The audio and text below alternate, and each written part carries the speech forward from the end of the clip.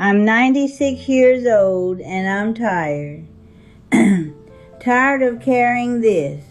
My husband Clarence had another family, a whole other child, and I found out in 1971, and I kept that secret for 53 years. 4 weeks ago, that child, a grown man named Curtis, knocked on my front door.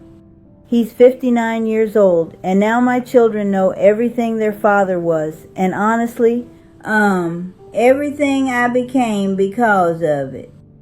Clarence and I got married on June 12, 1949, at Mount Zion Baptist Church on the south side of Chicago. I was 21, he was 23, and the most handsome man I'd ever laid eyes on. And I need you to understand that I knew that, everybody in that church knew that, and that was part of the problem, but we'll get to that. We moved into a house on Langley Avenue, same house I'm sitting in right now, same kitchen, same window I've been staring out of for 75 years. We had Robert in 51, Denise in 53, Sharon in 56, and Michael in 60. 4 children in a 2-bedroom house, and somehow we made it work because when you're young and in love, you think that's enough. I'm telling you right now, it is not enough. Love without honesty is just a pretty room with no floor. Clarence worked at Wisconsin Steel on the southeast side. 31 years, came home every night smelling like fire and metal.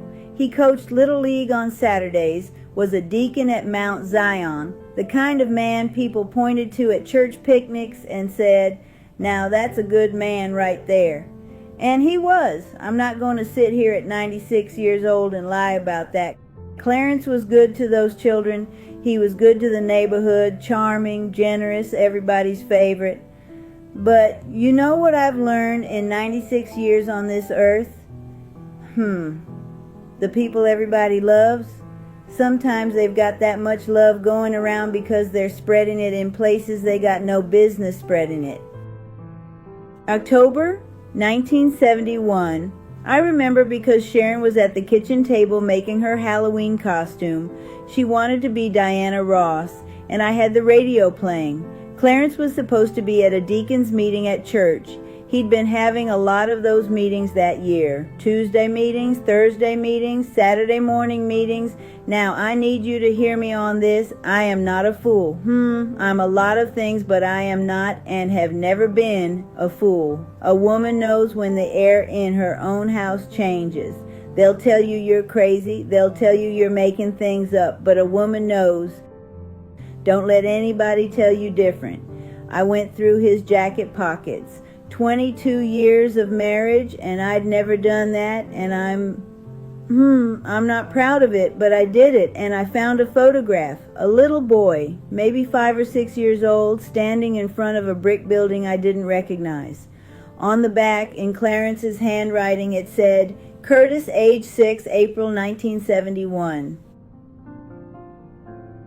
Before I continue, thank you to this channel for listening to me and reaching my voice to people. You can subscribe, which is free, like the video, and share your thoughts in the comment section. I didn't scream, I didn't throw anything. I sat down at the kitchen table across from Sharon and her little Diana Ross wig, and I looked at that photograph and I thought very calmly, so this is what 22 years gets you. Clarence came home at 11:30 that night. I was sitting in the dark in the living room. He turned on the light and saw me holding the photograph, and his face just collapsed, like watching a wall come down. He didn't even try to deny it. He said, "Pearl, let me explain." I said, "You've got one chance, Clarence, one." Her name was Vera Simmons. Lived on the west side, over on Pulaski Road. He'd been seeing her since 1964. 7 years. Curtis was born in 1965. My husband had a 6-year-old son 20 minutes across town, and he'd been going back and forth between 2 families like it was, like we were shifts at the steel mill. But the affair isn't what I kept secret for 53 years. It's what I did next. Because finding out about Vera wasn't what changed me. What I chose to do about it is what changed everything. I should have left. I know that. You're thinking it right now. And you're right. But listen to me. It was 1971. I was 43 years old with 4 children between the ages of 11 and 20. I had no job. Clarence didn't want me working. And like a fool, I listened. No money of my own. House in his name. And in our community, in our church, if Pearl Davis divorced Clarence Davis, you know what they would have said? They would have said, I couldn't keep my husband. They would have said, something must be wrong with me. That's how it was. I don't care if you don't like hearing that. That's how it was. So I stayed. But I made conditions. I told Clarence he would sign this house over to my name. He would put $200 every month into an account with only my name on it. And he would never see that woman or that boy again, or I would stand up in Mount Zion Baptist Church on a Sunday morning and tell every single person sitting in those pews exactly what kind of deacon they had.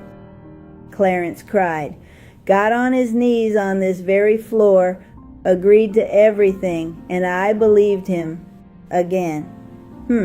At 96 years old, I can tell you the most dangerous thing in the world is a woman who wants to believe her husband. We'll talk ourselves into anything. I became a different woman after that night. I know my children felt it. I got hard. I was watching everything, every phone call, every late night, every dollar. I ran this house like a warden because I was terrified that if I blinked, it would all come apart again. My children didn't understand why Mama was always angry, always suspicious, always cold. Robert once said, right to my face, he was maybe 12. He said, Daddy's the one who holds this family together, not you. 12 years old, I wanted to grab that boy by his shoulders and say, you have no idea what I am holding together. But I just said, go do your homework. Denise was the one who cut the deepest, and she didn't even know she was doing it. She was about 19, 20, getting ready to go out somewhere, and we got into an argument about some little thing, her skirt, I think, and she looked right at me and she said, Mama, why are you so mean? Daddy never acts like this. What happened to you? What happened to me? Like I woke up one morning and chose this. Like I wasn't standing guard over every single thing she took for granted. And you know what I found out later? Clarence never stopped seeing Vera. He never stopped seeing Curtis. The $200 a month he was putting in my account, he was giving her $300. He looked me in my eyes, cried on my kitchen floor, agreed to my conditions, and walked right back across town the following week. He played me for 36 more years.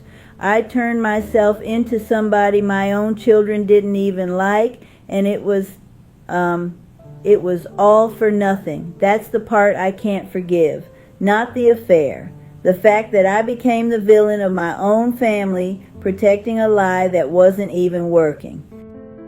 Clarence died on March 8, 2007. Heart attack at the steel mill reunion dinner.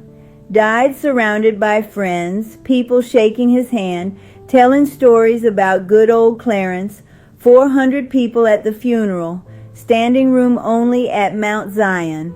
The pastor called him a pillar of this community. I sat in the front pew in my black dress and I did not cry, not one tear.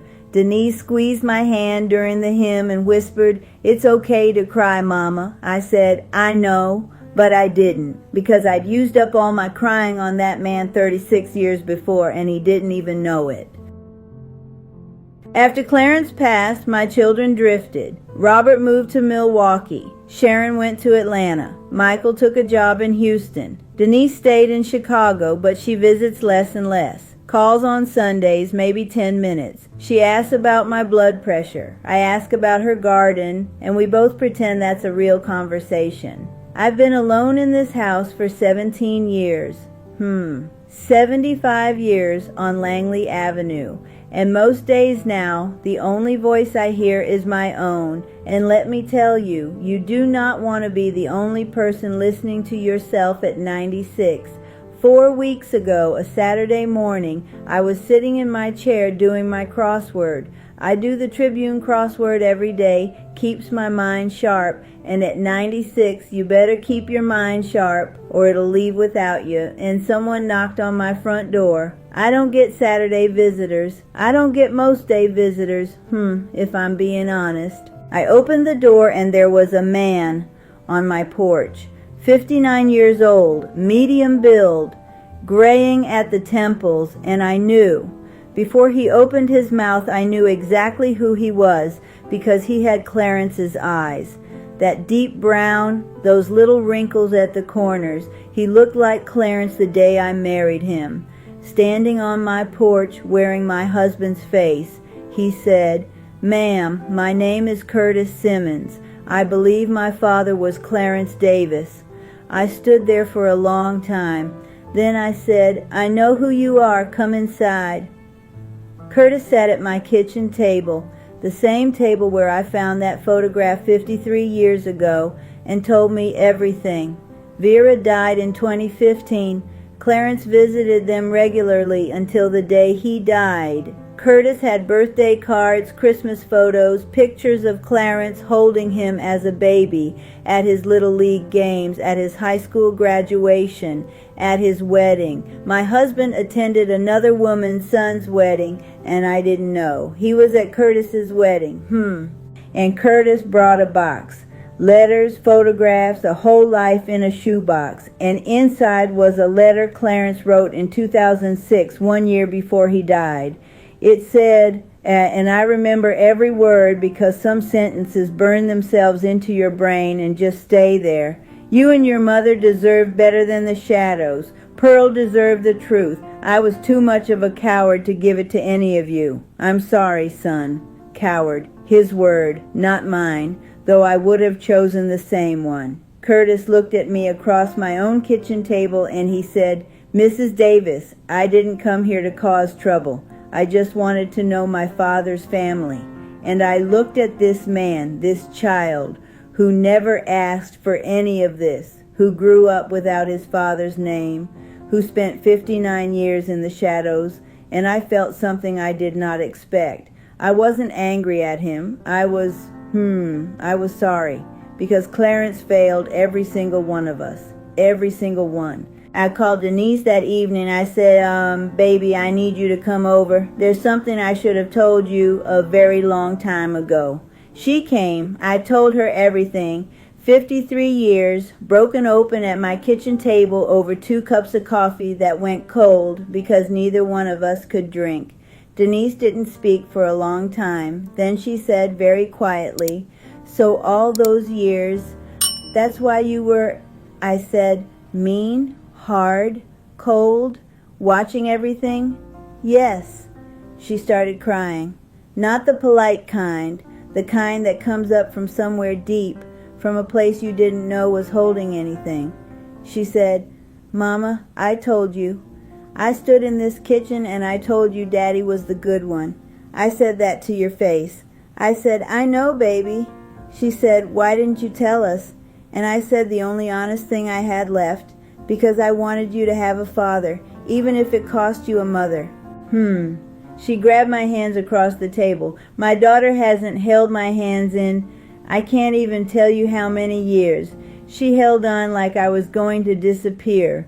Robert called the next day from Milwaukee. He was quiet, which is not like Robert at all. He said, "Mama, I owe you an apology. I spent 40 years thinking you were the problem." I said, "You were a child, Robert. Children believe what they see." He said, "I'm not a child anymore and I'm sorry." That one I felt. Sharon cried on the phone for 40 minutes straight. She kept saying, "Mama, you should have left him." And you know what? She's right. She is absolutely right. But being right and being able, those are 2 very different things, and I wish more people understood that. Michael hasn't called. He's 64 now, lives in Houston. He was always Clarence's boy, followed his daddy around like a shadow. I imagine finding out the truth feels like somebody pulled the floor out from under the house he built his whole life on top of. I understand that. I lived it. But I'm 96 years old. I do not have the luxury of waiting for everybody to be ready. Time is the one thing I am almost out of. Denise comes every Saturday now. She drives across town and sits in this kitchen and we do the crossword together. She's terrible at it, honestly, but I don't tell her that. Robert's driving down from Milwaukee next month. He says he's bringing his grandchildren. I've never met them. I'm about to meet my great-grandchildren for the first time at 96 years old. If that doesn't tell you something about what secrets do to a family, nothing will. Michael will call when he calls, or he won't. I spent 53 years waiting for a man to do the right thing. I am not doing that again. Langley Avenue, 75 years, same kitchen, same window. But when Denise holds my hands on Saturdays, I'm not the mean one anymore. I'm not Clarence's wife. I'm just Mama, and I have been waiting a very, very long time to be that again.